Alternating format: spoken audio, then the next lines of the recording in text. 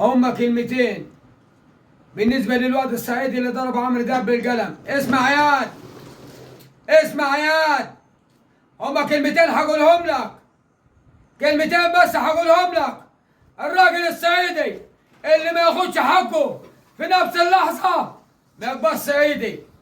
واحنا بنقول للنجم الفنان عمرو دياب انت راجل محترم، انت راجل محترم، ولدنا غلطان، ولدنا غلطان يا فنان.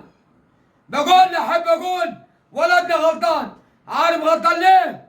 عشان راح يصور معاك، ولما راح يصور معاك ضربته بالقلم، بس الواد خد القلم ودلدل عنقه ومشي زي المرة.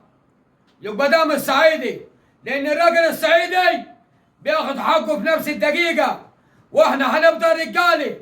الصعايدة رجالي، الصعايدة رجالي لحد آخر يوم في عمري، الصعايدة رجالي لحد آخر يوم في عمري.